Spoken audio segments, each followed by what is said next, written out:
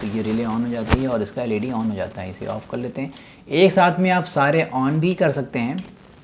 आप यहाँ पर देखें सारे ऑन हैं और इसे ऑफ भी कर सकते हैं, ठीक है। और इसी के साथ आपको यहाँ पर बैटरी का स्टेटस भी मिलता रहेगा। अब आइए बात कर लेते हैं कि इसे हम लोग बनाएंगे कैसे। तो एक्चुअल में अगर देखा जाए तो अगर आप इसे इस पीसीबी को छोड़ दें, अगर आप इस पीसीबी को बनवाते हैं तो थोड़ी सी महंगी पड़ जाएगी, थोड़ी नहीं काफ़ी महंगी पड़ जाएगी, जो कि आपको पता है कि अभी तक ये सिर्फ चाइना में बनती आई है, इंडिया में शायद ही कुछ कंपनी है। तो अगर आप इसे सिर्फ लूज़ कंटेंट से बनाते हैं, लूज़ कंपोनेंट बनाते हैं, तो ये 250 रुपये के आसपास का ये नोड MCU मिल जाएगा। और इसी के साथ 10 रुपये 15 रुपये का ये रिले मिल जाएंगे। BC 547 यहाँ पर यूज़ किया गया है, जो कि आता है 2 रुपये 3 रुपये, एक डायोड, एक रजिस्टर। तो इन सब के मदद से आप दोस्तों यहाँ पर आप दो काम कर सकते हैं, या तो आप रिले मॉड्यूल ख़रीद लें और नोड MCU ख़रीद लें, तो इसे पेयर करके बना सकते हैं, या फिर आप रिले मॉड्यूल को बना लें खुद से, जो कि ये इसका इतना पार्ट रिले मॉड्यूल ही है। बस यहाँ पर मैंने इसे PCB पर बनाया हुआ है। अब यहाँ पर जो भी चीज़ें हैं वो समझा देता हूँ कि सबसे पहले यहाँ पर ये वोल्टेज को कैसे सेंस कर रहा है कि हमारे बैटरी पर अभी कितना वोल्ट है। तो वैसे तो इसका डायग्राम आपको मिल जाएगा डिस्क्रिप्शन में, फिर भी यहाँ पर आपको एक बार समझा देता हूँ और इसके बाद बढ़ते हैं इसके कोडिंग की ओर।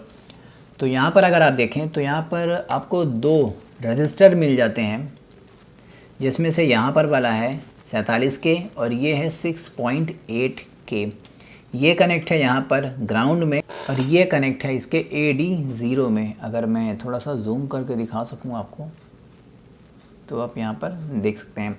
और अब यहाँ पर जो तीसरा लेग है ये कनेक्ट होता है इस पावर सप्लाई के पॉजिटिव वाली लीड पर, जो कि जस्ट यहाँ पर है।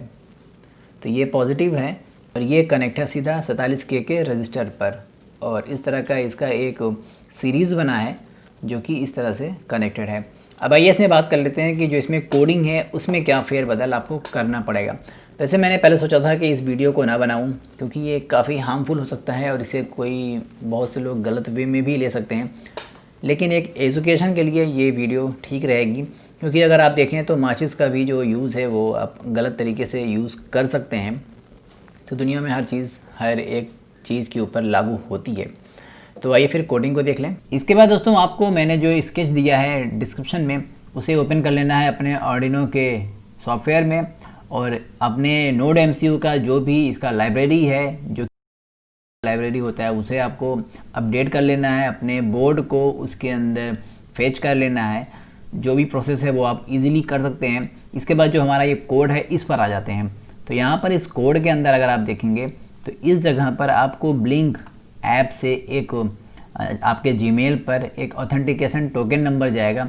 वो टोकन नंबर आपको यहाँ पर पेस्ट करना है। इसके बाद अगर आप देखें तो SSID में आपको वाईफाई का नाम डालना है, जो कि है आमिश। ये मेरे वाईफाई का नाम है। और इसके बाद उसी वाईफाई का जो पासवर्ड है उसे भी आपको यहाँ पर इंसर्ट कर लेना है। और यहाँ तक का जो है आपका ब्लिंक ऐप आपके नोड MCU से कनेक्ट हो चुका है। इसके बाद आ जाते हैं जो इसका नेक्स्ट प्रोसेस है, जो इसकी कोडिंग है, क्या अंतर करना है। तो आपको मैंने बताया था कि मैंने अपने नोड MCU के साथ 2 रजिस्टर लगाया हुआ है, जिसमें से एक है 47 के। तो 47 के अगर आप देखें तो यहाँ पर है, जो कि है 47,000, ये उस रजिस्टर की वैल्यू है। इसी के बाद उसमें मैंने लगाया हुआ था 6.8 के का रजिस्टर, जो कि है 6,800, जो यहाँ पर लिखा हुआ है। अब एक चीज़ कि हो सकता है कि आपने जो रजिस्टर लगाया हुआ है उसकी वैल्यू प्रिंट कुछ और भी हो, लेकिन अगर आप उसे मल्टीमीटर से टेस्ट करते हैं तो उसकी वैल्यू कुछ और आ रही हो। तो सबसे पहले तो आपको उसे टेस्ट कर लेना है अपने किसी मल्टीमीटर से। कई मल्टीमीटर अगर आप चेक करेंगे तो वैल्यू हमेशा अलग आती है। इस वजह से आपको अगर अपने इनपुट वोल्टेज के बराबर इसे करना है तो आपको इस 6800 के जो भी नंबर्स हैं इसे घटाना और बढ़ाना होगा। अगर वोल्टेज बहुत ज़्यादा हाई दिखा रहा होगा आपके नोड उसमें, तो आपको इस नंबर को स्लाइटली धीरे धीरे थोड़ा बहुत कम करना होगा। जैसे 6750, 6700, 6500। और अगर वोल्टेज उसमें कम दिखा रहा है तो आपको इसे 6800 से बढ़ाना होगा 6820, 6850। तो इस तरह से आप इसे जो इसका मल्टीप्लायर है इसके साथ अगर आप छेड़छाड़ करेंगे तो एकदम एक्यूरेट जो वोल्टेज होना चाहिए आपका इनपुट वोल्टेज, वो आपको आपके ब्लिंक ऐप में देखने को मिल जाएगा। तो यही दो काम है जो कि थोड़ा सा पेचीदा है। एक तो इसका ऑथेंटिकेशन टोकन और हमारा वाईफाई पासवर्ड, और दूसरा ये मल्टीप्लायर को चेंज करना।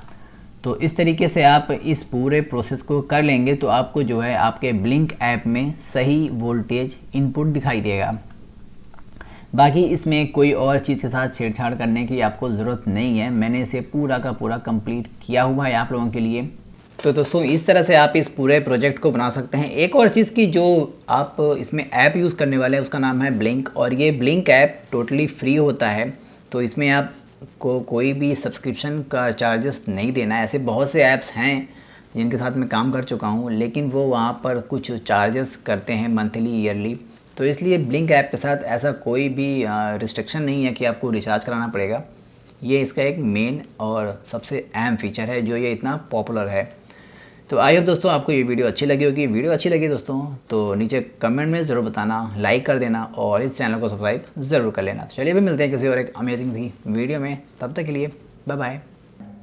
तो यहाँ पर टोटल मैंने 8 स्विच और एक नोटिफिकेशन को ऑन किया हुआ है।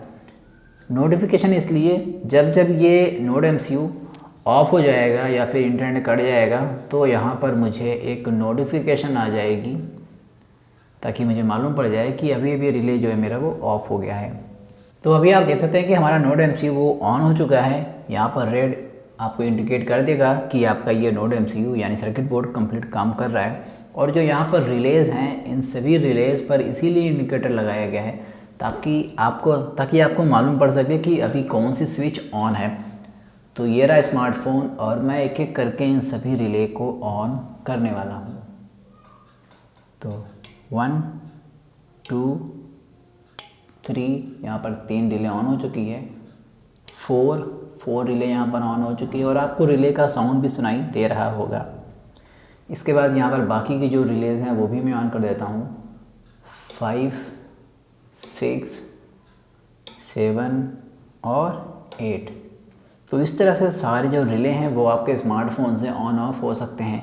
अब एक वही कमेंट मैं फिर से बोलने वाला हूँ कि भाई ये दुनिया के किसी भी कोने से रह करके आप इसे अपने स्मार्टफोन से ऑन ऑफ कर सकते हो। और अभी भी मुझे यकीन है कि अभी भी बहुत से लोग नीचे गालियाँ देने वाले हैं कि यार कैसे हो सकता है कि ये पूरी दुनिया से काम करेगा, पूरी दुनिया में कहीं पर भी रह करके आप इसी स्मार्टफोन से इस रिले मॉड्यूल को ऑन ऑफ कर सकते हो। तो भाई जो नहीं समझ सकते मैं उनको अब दोबारा समझाना भी नहीं चाहता हूँ। तो चलिए फिर अब बात कर लेते हैं कि किस तरह से आप